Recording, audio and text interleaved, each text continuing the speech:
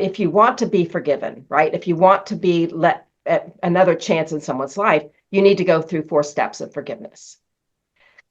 And if you're not willing to, then you're really not willing to heal the relationship, right? And the first step is to apologize, right? And be sincere, like you really are sorry.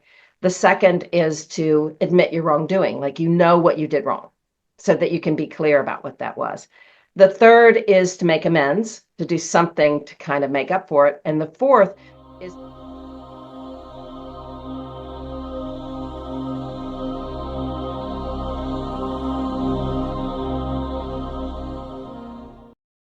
What's so long?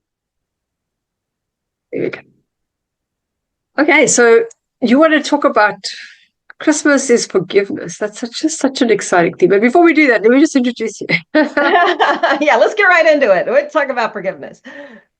Brownell, thank you so much for joining me again.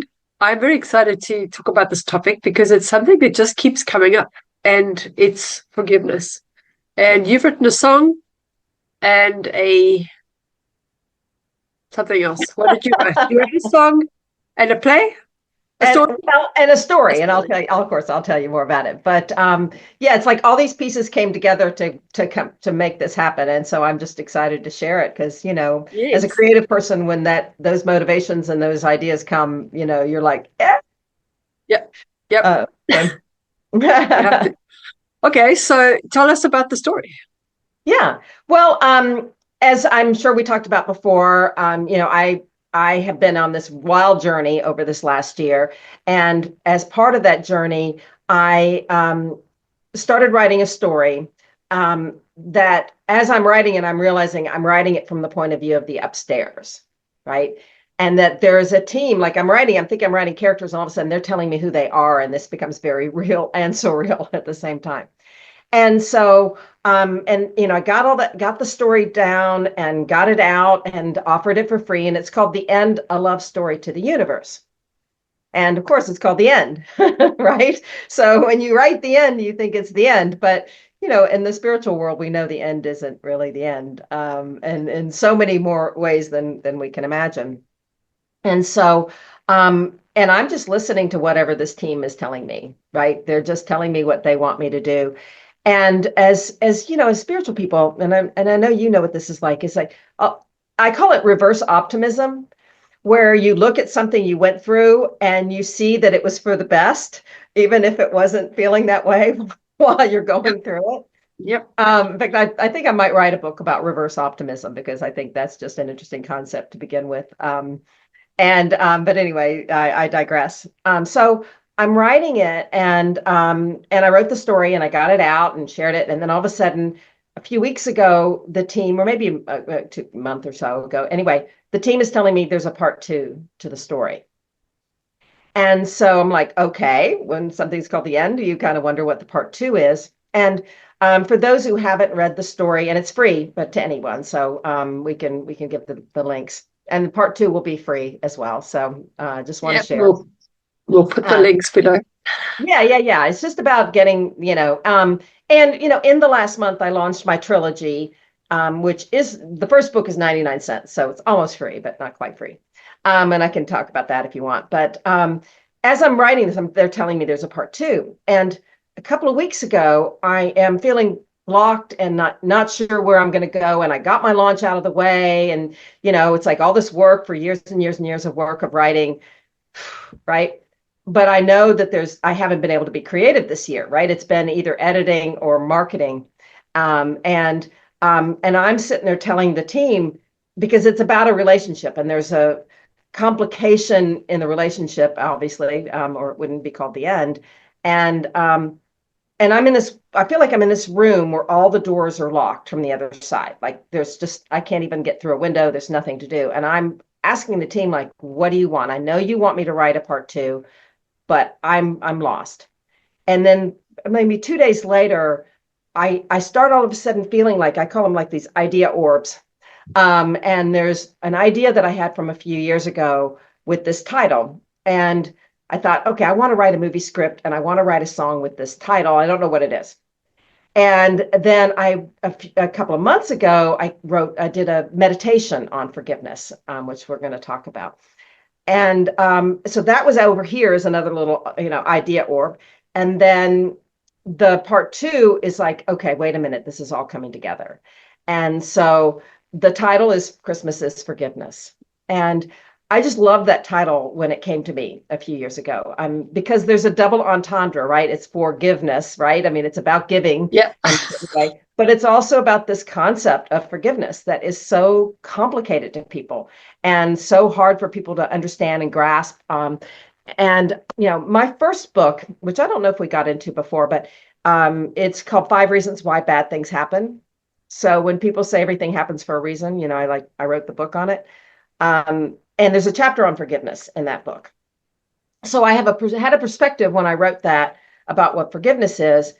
And then I do this meditation, and there's a whole nother perspective of what forgiveness is, a whole different energy to it. And then I'm writing the lyrics to the song and starting to write the story, and I'm about halfway finished with the story. And the first verse of the song is Christmas is for giving, Christmas is for grace, Christmas is for packages all tied up with lace, right? Nice. So there's a lot of little layers in there if you're noticing, right? Yeah. It's giving, right? But then it's kind of hinting at forgiving. And it also talks about grace, which is a big part of what forgiveness is, right? And it's got the cute rhyme because it brings it back to, packages all tied up with lace. And the chorus of it is Christmas is forgiveness, Christmas is for friends, and it's up to each of us how our story ends. Nice. Very nice. So I'm going to let you react to that before I get into it more. I got goosebumps all over my arms because that is the part two, right? That is the end brought back in again. Yeah, it is. And it's like, what is forgiveness? And it's and so the song, it's lyrics right now. I've sent it to my brother, so I'm like hoping that he'll get the music done. He's scoring a film. He's a composer, and we've written a bunch of songs together.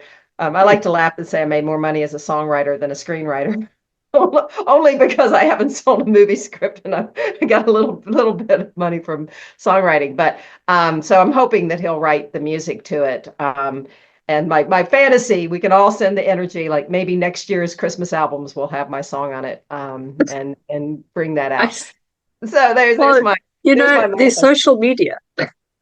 Exactly. I mean, exactly. And I don't know. And if anybody watching, or if you know of any songs with that theme, I'd love to know what it is, because I don't know any that are holiday songs, related to that. And it's, like you said, it's an important topic. So it's all kind of coming together. And, I'll just kind of pause now because I want to hear what you think about forgiveness, and let's talk about the whole concept of forgiveness, and then I'll weave it back into what's in the story and the song and the whole. Well, what inspired you to connect the Christmas to forgiveness? Like, I guess I call it the idea orbs. The idea just came to me a few years ago, and I just thought that's just such a great title. I mean, it's got a rhythm to it. If you're a songwriter, it's got double meanings in it. And, I don't know if you know who Liz Gilbert is. She wrote Eat, Pray, Love. Oh, yeah. I've read the book. Yeah. Yeah. And she has a book called Big Magic, and she talks about, she doesn't call them idea orbs. That's kind of something I just came up with. But she does talk about these ideas that are floating around, and that they are like their own energy, and they will land on the right person to see them through. And I guess that's kind of where the concept came up. And I thought, when I first had the idea, I thought, I'll write a Hallmark movie. Well, from my point of view, I mean, I've been interviewing quite a few people, and the common theme, and a lot of them have had near-death experiences, or they're coaches, whatever it is that they're doing, they're bringing up forgiveness. It just keeps coming up. And I think that's the number one thing that's holding people back from experiencing joy. And it's not necessarily forgiveness of what somebody else did wrong. It's of their own, what they maybe perceive as shortcomings, or beating themselves up because they didn't do well enough. It's this inner voice that's going on, and there's a conflict. It's a conflict. It's like, I need to be grateful to someone, but they hurt me, and that's what Yeah, Yeah. that's what seems to come up. So yeah, that's why I was very excited to talk to you, because the theme of forgiveness keeps coming up. And for me, myself, I actually came up with a whole um, system of questions to ask myself so that I can forgive either someone who hurt me, or because how do you forgive? It's not people say just forgive and forget. It doesn't work like that. You can say, oh, I've forgiven that person, but you're holding that grudge and you're holding it in your body somewhere, and you're just making yourself sick. It doesn't serve Bingo, anybody. bingo, bingo. Absolutely. And that's really where I first came up with this meditation idea, which is so exactly in alignment with what you're saying. And to see my own personal evolution from what I wrote in the chapter about forgiveness, to now. But when I came up with the idea for the meditation was because there was something physical in my body that was holding me back. Like it was a physical thing. And I almost called a story like the weight of forgiveness, because sometimes people gain weight because they're holding on to that. Like it can manifest even in that regard, Yeah. or other physical things. And it's such a nuanced thing. I mean, you're just so right. It's and in the meditation I have, and I'll get into that a little bit, but I mean, it is looking at all those layers, because my chapter, I talk about if you want to be forgiven, right? If you want to be let another chance in someone's life, you need to go through 4 steps of forgiveness. And if you're not willing to, then you're really not willing to heal the relationship, right? And the first step is to apologize, right? And be sincere, like you really are sorry. The second is to admit your wrongdoing, like you know what you did wrong, so that you can be clear about what that was. The third is to make amends, to do something to kind of make up for it. And the fourth is to never do it again, Yeah. right? Well, Yeah, otherwise you didn't learn anything. exactly, exactly. And like Otherwise I there's have no a quote, intention. yeah, I have a quote that says, an apology without change is manipulation, Yeah. and forgiveness without change is codependence, right?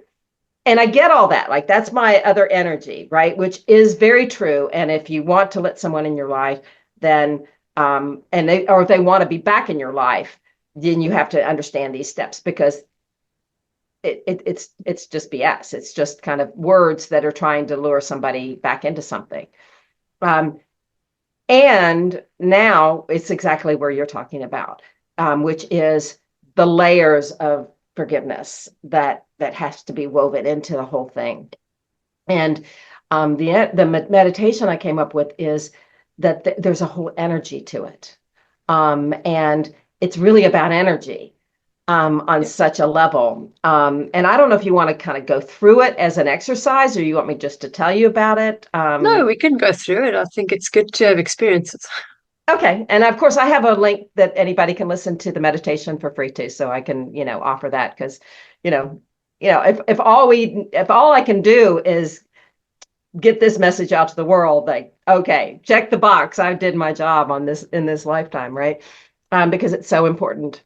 But what you do, and you can do this kind of meditation, with your eyes wide open, or, while you're driving a car, as long as you're just like, and don't have to pay complete attention to what you're doing, but preferably, but you can do it while you're out for a walk. In fact, that's when I first did it. I was just going out for a walk, and I was just kind of visualizing this whole scene. And the first thing is, just kind of imagine in your mind the person that you want to forgive, right? The person that you've held resentment for. And for some of us, this is really hard, right? Because we have generally resentment, and there's some sort of anger or energy associated to it. But just kind of imagine that person in your mind, and then just send them the energy of forgiveness. Just, I forgive you. Just feel that as an energy. And then once you do that, then you have to start thinking about all the people that hurt them, that turn them into the person that did what they did to you. Because someone had to hurt them. Hurt people hurt people. And so then you will think about all the people, whether it's their ancestors, the people they've encountered, but you say, I forgive you. And it could be dozens, it could be more people. And so you feel that energy of just letting that out, because it's not just forgiving that person, but you're allowing, in a way, as a surrogate, for that person to forgive the people who helped them. And you're lifting that person into a lighter place. And then the next step is, like you said, it's you've got to forgive yourself. There's a part of you that let that happen. There's a part of you that was in that space and allowed yourself to be in that space for that to happen. And if you don't acknowledge that, you could have shame or guilt or all kinds of nasty stuff. And you need to say, okay, I forgive myself for what happened. I forgive my body for being in the position of letting that happen, because my body didn't warn me, or I didn't listen to my body when it was telling me this is what could happen. And then you also have to forgive your mind, your conscious self. And like, okay, what were you not thinking about? What were you not, weighing in the odds? And then the next thing is you have to forgive your higher self and your spirit guides, because either you could have been listening to them and they could have been warning you, or maybe they were guiding you for this experience. It kind of ties to the reverse optimism. Like maybe they were guiding you because it led to something that you haven't acknowledged and embraced yet. And then you also have to go in and forgive all of your ancestors and all the other people who hurt you, because whatever all of that that's all coming together to create the situation and the part of you that allowed that to happen. And so by the end, you start seeing this room full of people, the person you initially thought about, and then all the people that hurt them and all the people that influenced them, and then yourself and all the people who hurt you and all the people who influenced you. And even if you have any anger toward, like I said, the higher realms of like, why didn't you stop me? Why didn't you, keep me from that situation? And then you just got this whole room full of all this light and forgiveness, and to lift it. I talk about taking you through the doors of perception from their point of view, and like, what were they thinking? What were they feeling? How did they go through that experience? Kind of like when you go through a life review, you don't just go through from your perspective, you go through from the perspective of everyone you impacted. So how does that feel? You know what it does? It opens up your perspective from a narrow viewpoint of this is the thing that happened to actually there's so much more. And when people are focusing on just that one thing, they're missing out on what actually is going on.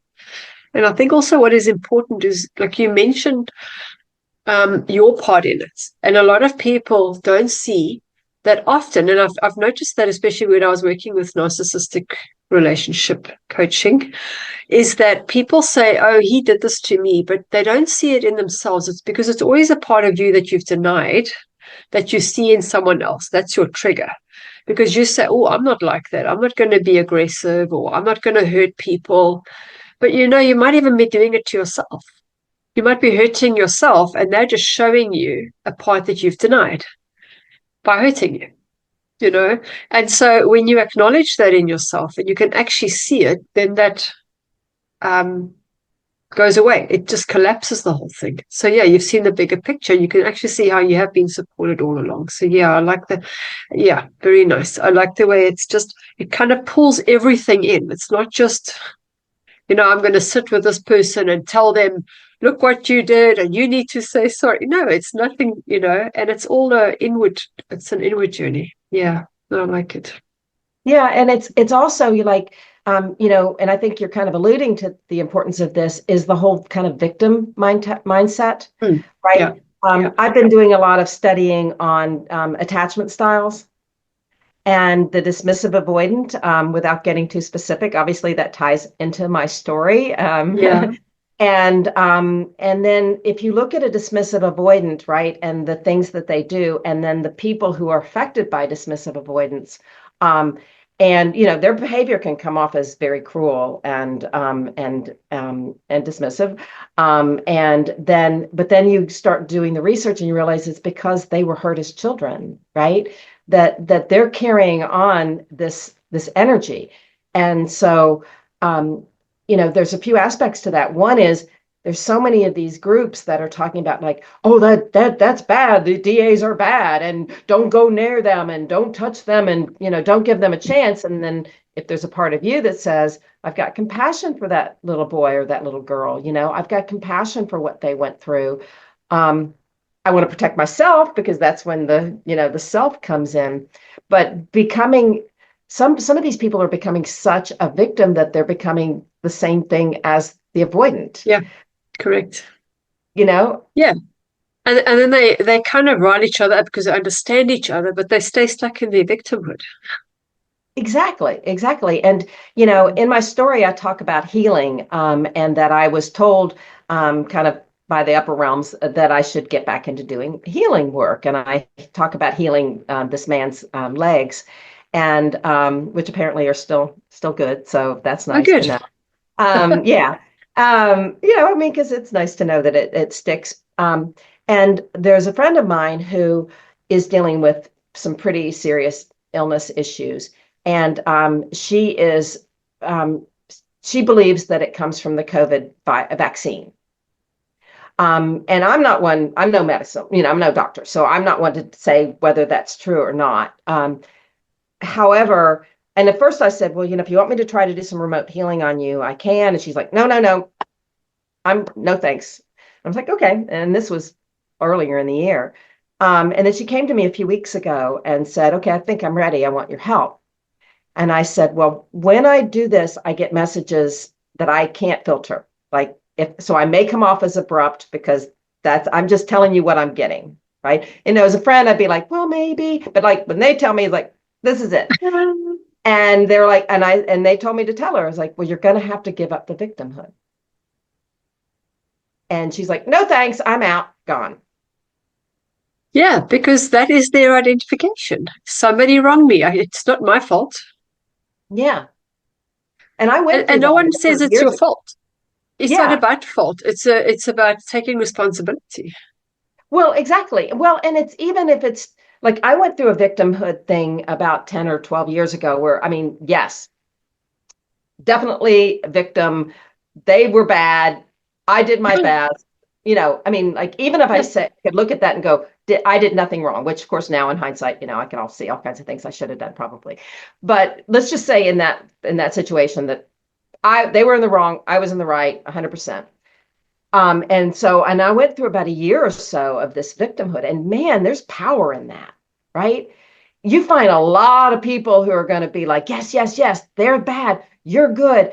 Don't deal with those people, and stay away, and don't get in a relationship with the DA, which of course is my newest thing. But back then it was a business sort of situation.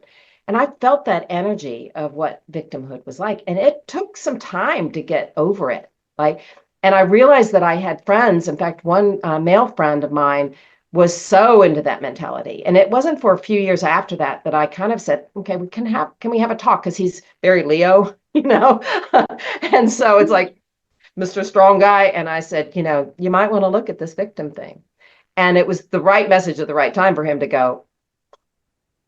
Now all of a sudden he realized, like, how there's politicians even that are like, oh, don't join my group because we can be victims together, and it wasn't for a while till I could get through that. And now I look back on it and go, I just must have had that on my list of things I needed to learn in this lifetime so I could check that box. Yeah. But it's powerful. Well, it's easy to get stuck in it because you're stuck because you don't get closure. You're looking for closure from the other person, and they may and may never give it to you. But it's only when you realize that you say, why do I even want to be almost like hanging out in those circles anyway? It's not adding value. It's not giving me the right kind of energy. It might energize me to complain, but I got so tired of complaining about my complaining. That's a great way to put it. I'm like, enough. Yeah, it's exhausting, I mean, There's an energy to it, but there's also kind of like, it's just a spiral that you're just circling the same drain over and over again. So it's when you start looking at that and you start realizing it's got its own energy. And it was so interesting to see this woman go, no, I'm out. I'm not going to talk about that. I'm going to hold on to my victim. And I wasn't telling her, that, oh no, you're wrong, it wasn't caused by the vaccine. I don't know. Honestly, I don't know. I don't know what vaccine she got. I don't know the medical stuff. I'm not going to jump into that world at all. She just needed to get there. And one thing with this story, the end, to circle back to that, in retrospect, I'm looking at all the mistakes I made, right? And the things that I did that led to what happened. And that there's a lifting with that. And then there's also this message, and they keep telling me, like, and we know this situation of, I got to learn this lesson. Like, you can't walk away until you've learned what you need to learn, or you're just going to pick up that lesson somewhere else. Yeah. Yeah. Yeah. And I think, like you say about victimhood, there's a certain power in it, but I don't think she was ready to hear it. Sometimes they're like, no, I want that closure. It's their fault, whoever's fault it is. Right. Not going to hear it. Okay. Well, there's a time for everybody. Maybe I wasn't ready those years either. I really wasn't. And people eventually, when they started telling me, you're so negative, and I realized, well, maybe there's something to this. Why do I want to be negative all the time?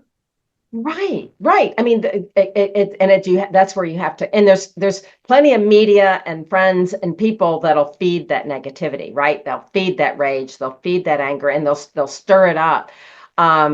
And it's a good lesson. It's an important lesson until you're ready to finally learn it. And, I'm hoping that she'll contact me again in the future and say, okay, I've been thinking about that, or my guides are talking to me, or whatever kind of connection she may have, to say, okay, explain what you mean. Or maybe she does my meditation, Maybe you planted the seed and she'll find somebody else that she feels comfortable with. It's just, it's been put there. Yes, exactly. In fact, I was telling somebody the other day, it's like, I'm planting a lot of seeds and a lot of fertilizer with it.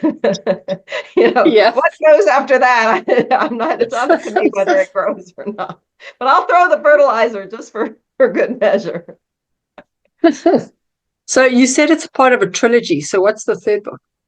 So, well, I don't know exactly where part 3 is going to come into play, but I know in part 2, it opens, it really is allowing Nell to, who's of course Nell, right? And I'm Brownell. So the names are changed to protect the guilty. And it's, it's not completely autobiographical, but it is kind of surreal to write and then see what happens. And, instead of writing what happens, I'm writing and then it's happening. Like, it's very, very odd. So and I don't know. In fact, I found out that the man is watching my videos and now came to me and said, what's part 2? And I'm like, okay, I don't know. I haven't written it yet. It's such a strange world to be living in. But where it's coming now is getting into the whole idea of forgiveness, an idea of looking at her own wounds, and some of the things that, so she can become more compassionate about what, perhaps his are too, and that they can move forward, even if it's just a forgiveness thing. And so I will say that in what I'm guided so far is that part 3 is going to be from his perspective. Okay. So that's going to be really, really interesting. The other side. The other side, right. It's like, what was he thinking? What was he feeling? What was she doing? And then that's part of this whole doors of perception and looking at it from the other perspective, because again, in forgiveness, if you turn the table and look at it from the other people's point of view, I mean, even to use this woman's example of, okay, the vaccine was bad and it made her sick. And, what if she turned the table and looked at the people who are making the vaccine, and maybe their intention was pure and divine. It's just some people got sick and some people got healed from it. Let's just say theory. Because again, I don't know the medicine. I'm not going to pretend that. Yeah. But maybe we're coming from that. Like, and maybe they do feel bad that some people got sick. Maybe there is an energy there that's like, they're not evil for forcing. Maybe they had a beautiful intention. Well, like you were saying, there's the reverse optimism. That thing happened. it's an opportunity to grow and learn from it. The fact that it's created suffering means there's something that isn't healed. Yes, exactly, exactly. And Yeah. so it gives you that opportunity to look at that situation. And, just in terms of an optimism thing, I can't tell you how many people, I know you probably run into this, that people you've talked to say, oh, red flag, don't go there, don't try that thing, don't go on that trip, don't date that man, don't do this, stay away, run, you deserve better, you shouldn't risk that, whatever that dialogue is. I had a therapist when I lived in Colorado, and he was always like, you go try, take that risk. I told him that a friend of mine, I don't think we got into this before, but a friend of mine called me summer of 2023, and she's like, I just did this thing. It's like 20 years of therapy in 20 minutes. You've got to do it. And it was Bufo, if you know Bufo or DMT. Uh, It's a psychedelic, and it's okay. Oh, transformative. is that the It's frog the poison? frog, yeah, the toad venom, yeah. And Okay.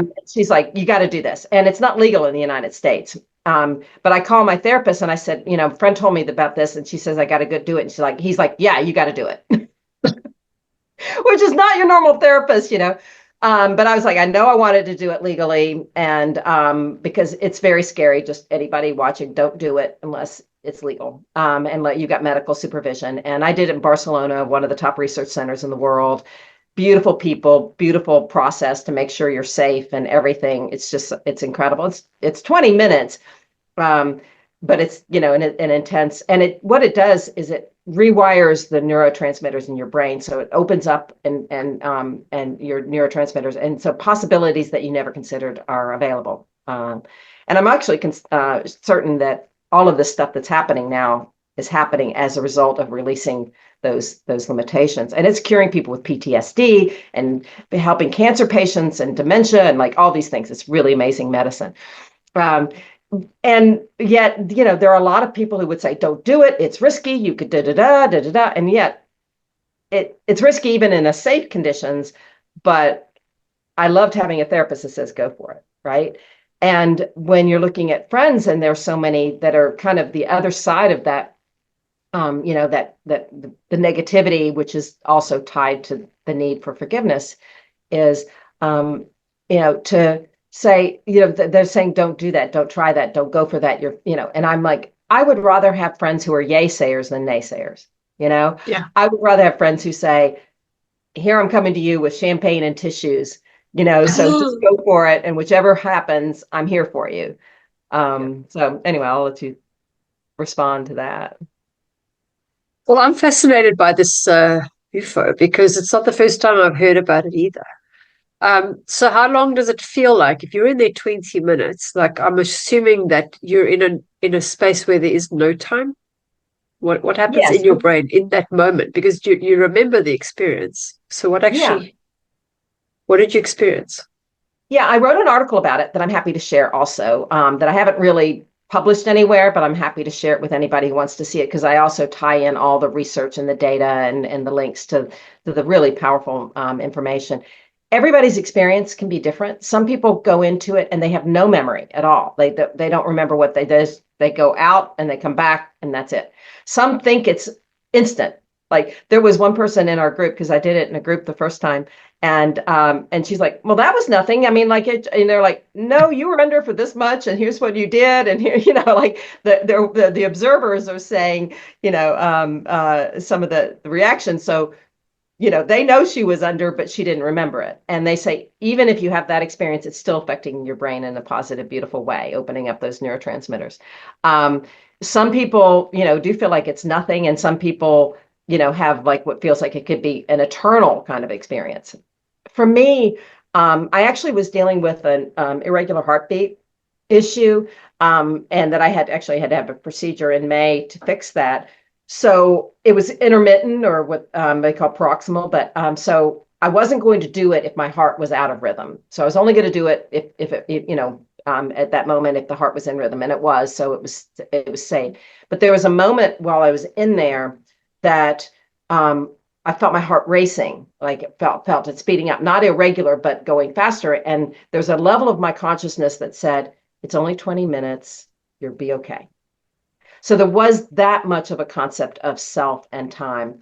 Um, some people say they lose all sense of self. I didn't, but I was certainly transported. And I had these visions, and I had these visitors that came to see me, which gave me this really incredible confirmation about some of the things that I was doing. And they told me that I should get back into my healing, which is what was a big part of that. So it's quite a powerful thing to go through. Is it like a near-death experience, would you say? Because it's poison. Yeah, it is. It's the toad venom, and that they crystallize it, and then they light it, and it becomes a breathe-in thing. Of course, a lot of medicines come from all kinds of weird places that turn into something good. Um, um, some people do experience it that way. We had a woman in our group who was in her 80s, and that's actually what she wanted to go in and experience. She wanted to get an idea of what she was going to see when it was her time. Um, for me, it really wasn't. It was more like this kind of deep meditation that I wasn't in control of, that just kind of came to me as far as information. So I didn't feel like I had, some people say you lose your sense of self. I didn't really. So it wasn't like I didn't, it wasn't like I was one with everything or I was everything. I just had visitors and affirmation and messages, and then this music and, all these really cool things happening. So it just kind of opens up your third eye more. Yeah. And it was just, they say, I mean, scientific, like medical doctors, scientists, researchers say they know it opens up a portal that's not normally available to the human brain. There's something that it's opening up. Is that similar to ayahuasca, like that it releases the DMT in your brain? That's what it's DMT. It's just a different form of DMT. Ayahuasca, as I understand it, is more of a milder one that lasts longer. And I kind of wanted more. If ayahuasca is mild, I'm not interested in you. Oh, is it? Yeah. So I've never done ayahuasca, but they say it's. I did ayahuasca. It was crazy. Yeah. Yeah. Well, it's a similar medicine, although it comes from a totally different source, as you know. So I was in Colorado, and pot was legal. Like, I didn't want something that could last a long time. So I liked the idea of 20 minutes, and I knew that it was going to be okay. I knew that I could handle 20 minutes of anything, even if it was deeper. So, but anyway, we digress. But what it does do is, we need something, whether it's forgiveness or something else, to open up our neurotransmitters, open up our brain to not the same patterns of repeating the same, tape that we play for ourselves of, well, this is bad, and this is good, and this is what, how dare they, and they're hurting me. Have you really seen looking at that? And have you seen the new movie Blink Twice? No, I don't even know of it. Tell me. Oh, it came out this year. It's with Channing Tatum and Zoe Kravitz, Lenny Kravitz's daughter. She directed it. But I watched it the other day, and it's quite thought-provoking because they drink snake venom. They were being drugged on an island, and the one girl got bitten by a snake, and she started realizing, hang on, they're drugging us. There's something else going on. And by drinking the snake venom, they started realizing what was going on, and they were getting their memory back. So it's so similar to like what you're just saying now. Very powerful movie. It's pretty violent. They actually give you a warning before you, trigger warning before you. Warning. Yeah. But it's that. It's opening up portals where people are having forgetfulness, and it's allowing you to actually see the bigger picture and what's actually going on. Yeah. Pretty interesting. Right. And and whatever DMT is natural in our bodies. We can access it through meditation. Sometimes some of us want to cheat code, and so we can, not have to work on the meditation part and just get somebody to give us some medicine. Well, they say when you're born, your brain releases DMT to allow the baby to go through the birth canal because it's a very traumatic, painful experience. And it's the same thing that's released when you die. So it's the DMT release that allows you to access the higher realm. So it makes sense that if you're accessing DMT that you're accessing the higher realms. And it is something within our body, but our brain never releases it unless you're going through some sort of trauma. Wow. I didn't find that in the research. I mean, that's very intriguing. I'm going to have to look at that to add that Yeah, to I learned kind of that the from story that Wild. What was his first name? He's passed now. Not Tony Wild, not Oscar Wilde. It's another guy. But he was talking. He's done a lot of research on DMT, so that was what made me do the ayahuasca. Yeah. Oh, yeah. Okay, so Yeah. back So what did you to experience? with the ayahuasca. That was Okay. crazy. Sorry. Yeah. I had a mold infection in my lungs, and I asked the lady if it's okay to do ayahuasca because there's no medical supervision there. And she said, no, it'll be fine. You can take your nebulizer with and you'll be okay. So while I was doing it, I couldn't breathe. And I took the nebulizer and it did nothing for me. And then I realized this is psychosomatic. So I'm either going to die tonight or I'm going to live. But it felt like time stopped and all of creation was happening all at once. And I made a vow that, listen, if I can just wake up tomorrow morning and we can have a day and then the sun goes down and then another day, I'll be so happy. Just to feel some sort of continuation because it was just too much. But yeah, I had a very, very, very profound experience and it had a lot to do with my ex-husband. That stuff came up that I realized that the extent to which I would do stuff for love at the cost of my well-being was just crazy. It was just crazy. And it made me realize how you need to recognize people for their true heart versus what they say. What's sitting in here versus what's sitting in here. And there are people that'll say things just to, which I already knew, but I didn't really feel it. It was just a big difference. I could feel the energy shift, so that was huge. So it was very scary. I don't know if I would do it again. I don't have the mold anymore, so that's a plus. But yeah, I just think Did you mean it was it healed from that experience? No, Was no. okay. I went through quite a bit after that. I think it was a starting point. I think it did help, but there was a lot more that I needed to go through. Like even from that, I actually lost my sense of smell from all the sinus that I've had, and I actually haven't been able to smell. I have a smell that's permanently in the back of my throat, and it's almost like, I don't know how to describe it. It's almost like baking bread, that smell of bread that's being baked. That's all I smell. There's nothing else. I cannot taste much. Very frustrating.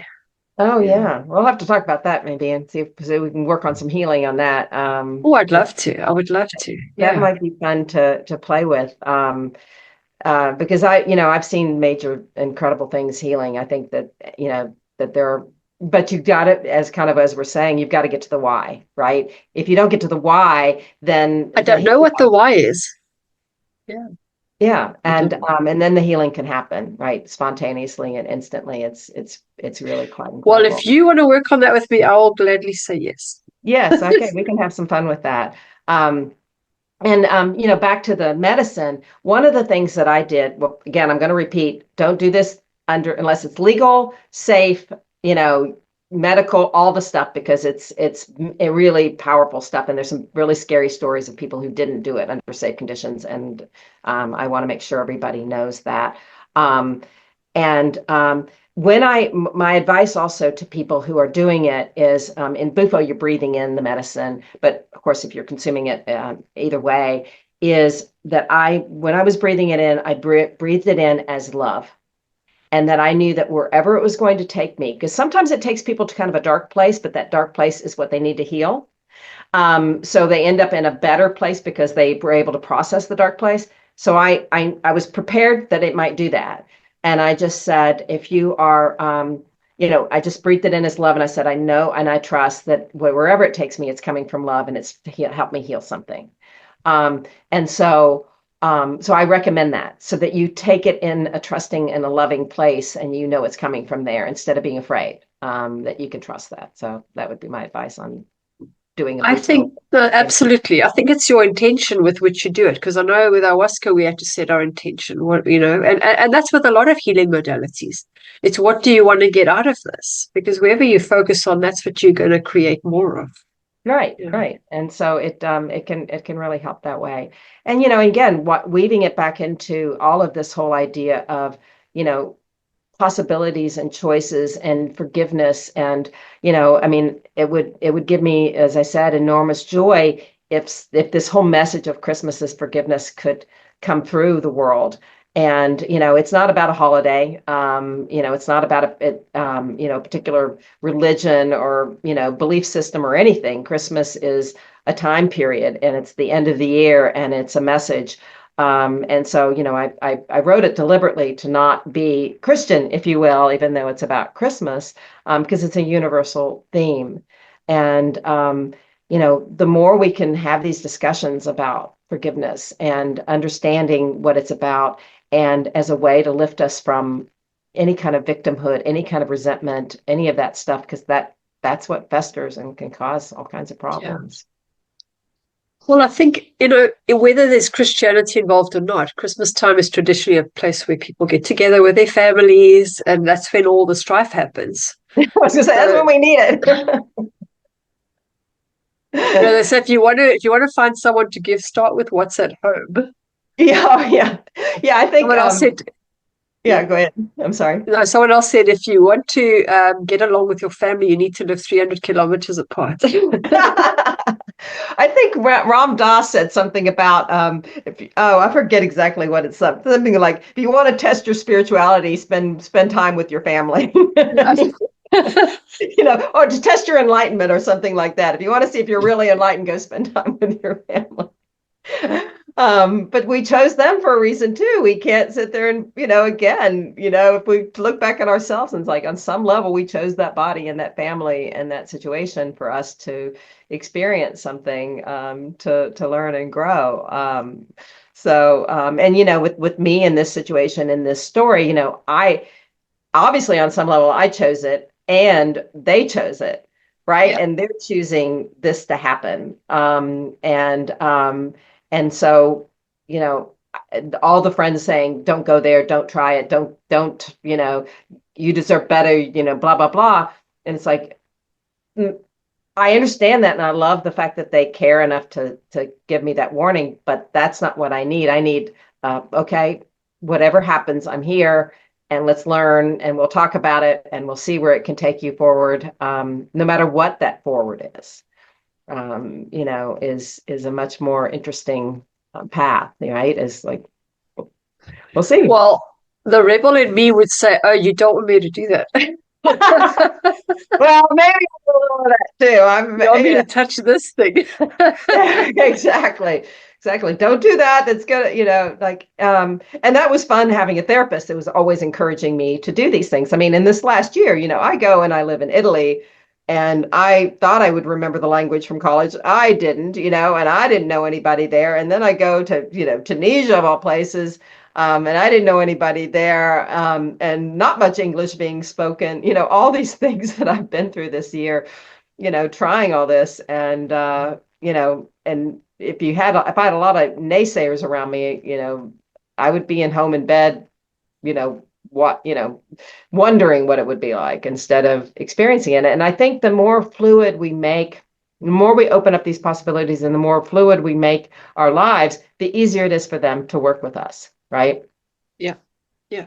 Well, it's about, that's the thing, is forgiveness is having an open heart and an open mind. It's allowing what is. It's allowing people their way. It's allowing what happened to have happened. It's just, it's opening up your spirit for more. And when people are closed, then they don't forgive. They hold grudges. They don't want to hear opportunities. They don't want to try anything new. They just want to stay in their pads. I actually call those people fillers, like in the Matrix. They're just the or the add-on NPCs, or what do they call them in the games, right? That they're non-player, whatever they call them. Yeah, what are they? Yes, I don't even know what it stands for, but yeah, in the games where they're the ones walking around, but they're not really, don't have a role in the story, right? And you're just got like, they're fillers. they're fillers, yeah. Yeah, I mean, and I don't think we're here to be fillers, you know. I think we're here to try to see what we can do to get those experiences to tell us. And you know, I look at all my failures, and I've had a lot. I don't think we talked about them before, but I mean, I've failed so many times, and in so spectacular way. I've actually been a keynote speaker at two different failure conferences. I mean, like Oh, that's nice. that's like okay, I'm a success at failure, right? Dubious honor. And yet I look back and oh yeah, I mean hurt, pain, all the stuff that goes with that. And then also a whole nother perspective that in reverse optimism is like, wow, that made me into, and I've talked about the 5 reasons why bad things happen.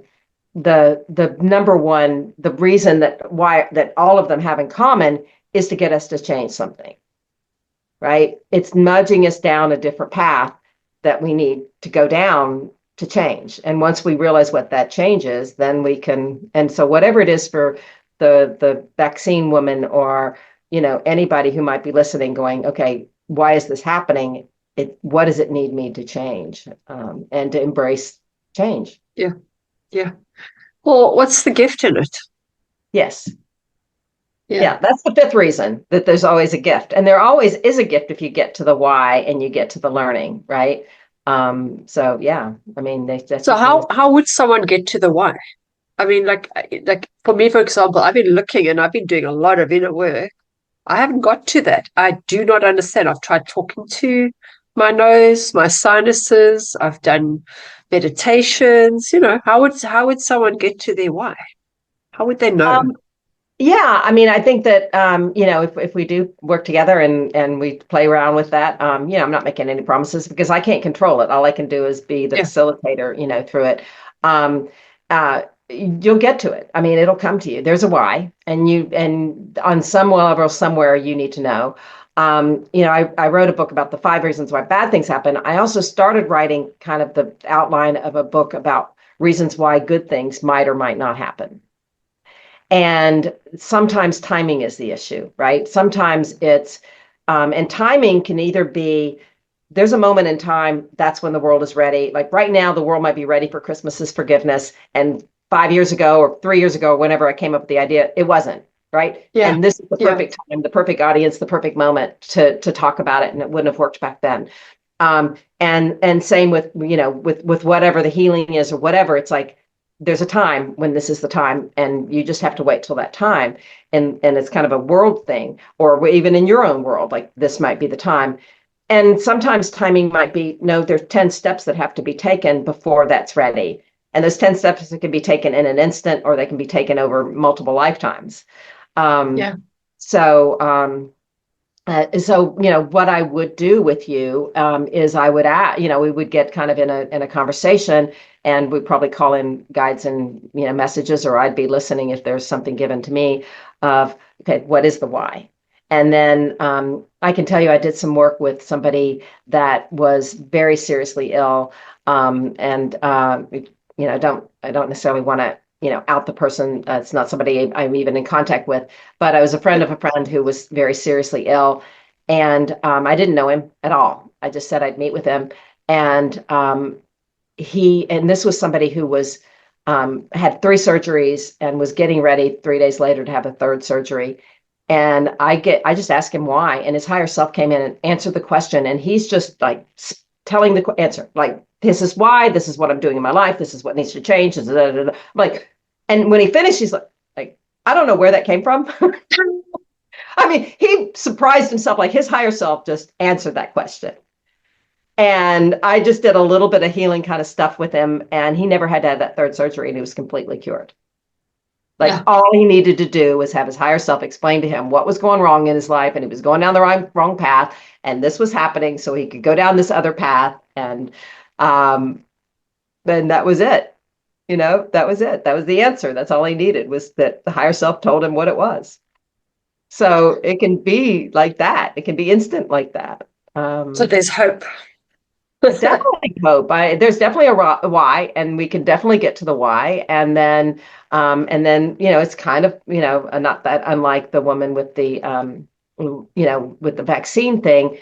if she's not ready, like you said, if she's not ready to face it, then she's not ready to face it. Or maybe somebody else, or maybe she's done it on her own.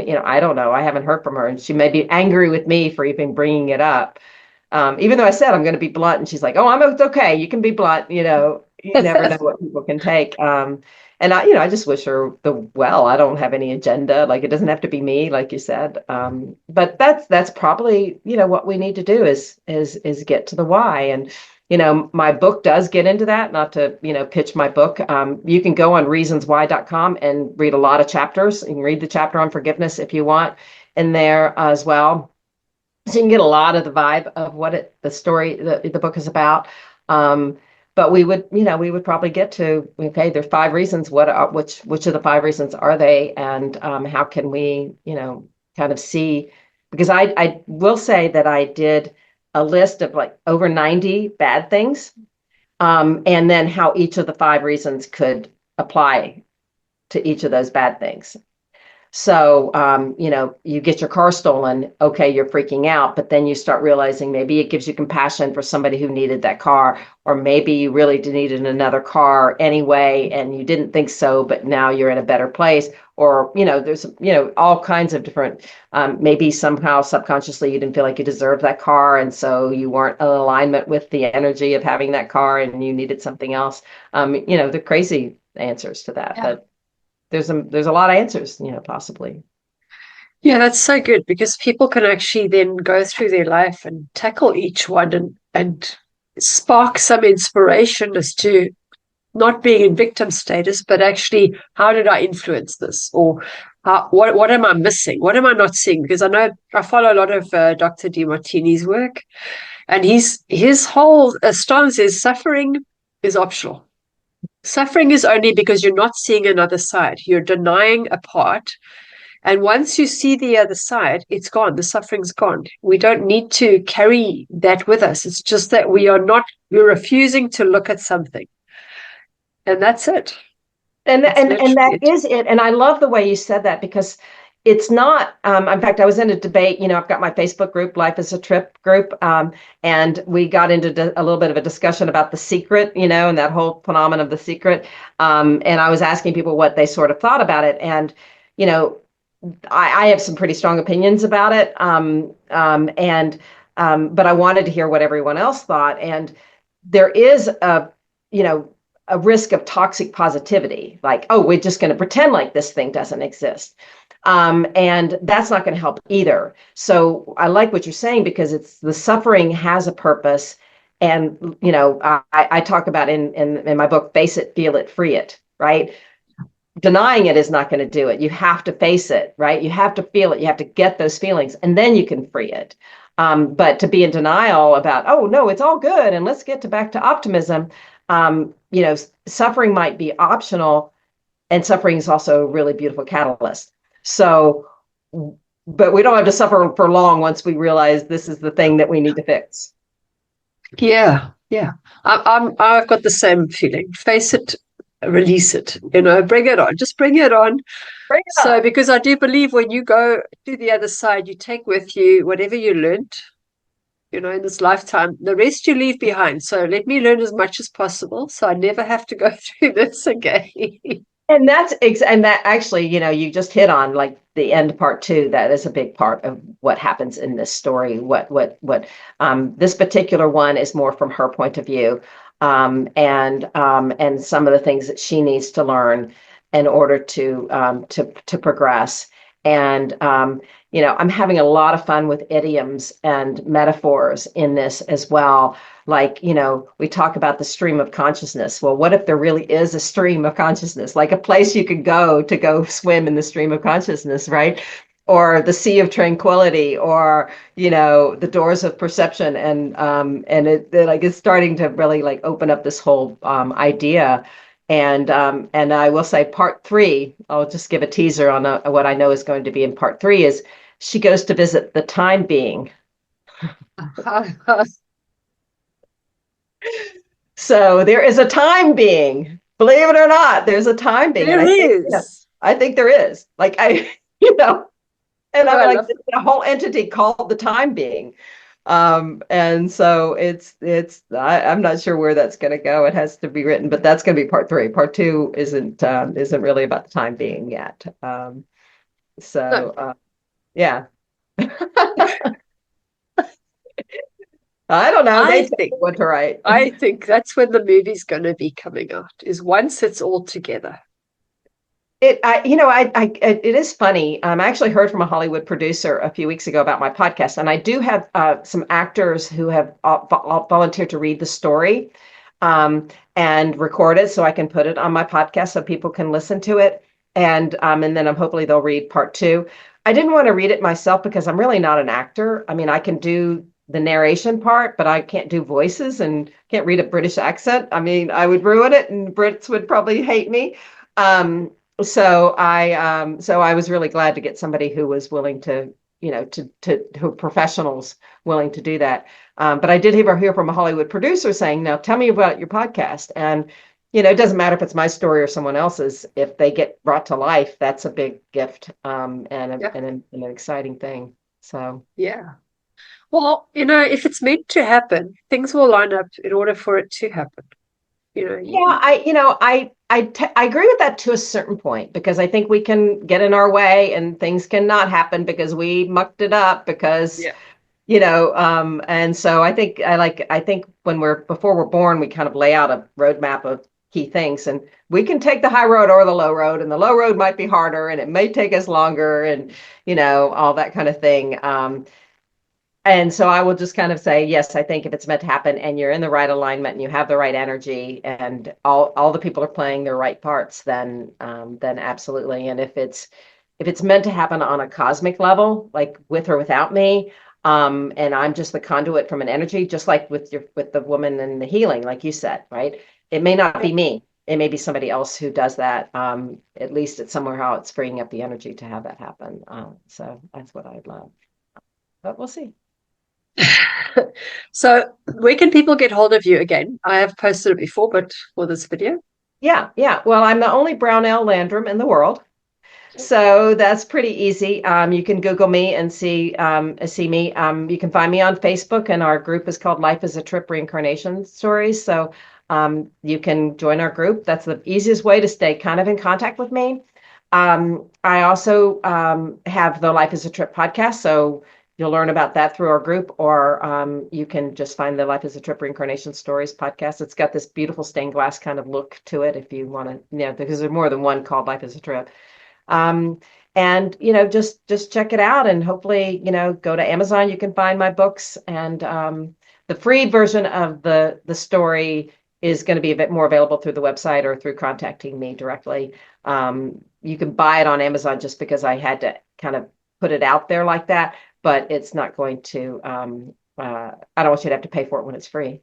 So, but then, and my novels, they're called We Meet Again, and they're on Amazon, and the first one is 99 cents through the end of the year. So hopefully people will pick that up and enjoy that. It's about, just an FYI for anybody who doesn't know, it's this epic reincarnation mystery about a famous couple from history who are reincarnated and reunited today to fulfill a prophecy that'll change the world. So it's kind of like a Da Vinci Code with a love story and a mystery all kind of tied into one. So it's really fun. I will post all those links below. Thank you. Thank you. And then again, do you have a message for the audience before we go? Christmas is forgiveness. I mean, really, as you're going through this holiday season and beyond, right? I mean, somebody might be watching this next June, or 3 years from now, or who knows when you're talking about the internet. Whatever that moment is, if you're watching it now, there's a message in it for you about forgiveness, and to go through, and I'll give you the link for the meditation, and to listen to what we went through as far as, what is it that you need to forgive? And maybe, like you said, what is it within us that we need to also forgive? And all you need is love, right? Yeah. Thank you. Yeah, that's it. That's beautiful. Yeah. All right. Well, thank you so much again. Thank you. It was fun. Sharing. Yeah, it's nice having a conversation, and yeah, it's inspiring, and I think it's work that's going to help a lot of people. That's the goal. Yeah. Anyway, I'm glad they've given you that directive to share and to start your healing up again, Yes. especially now. Okay. Done. Great. Thank Well, you. thank you. I enjoyed it. All right. Yeah, likewise. Have an awesome rest of your day. Thank you. Thank you. Talk to you soon. Soon. Okay. Bye. Bye-bye. Bye.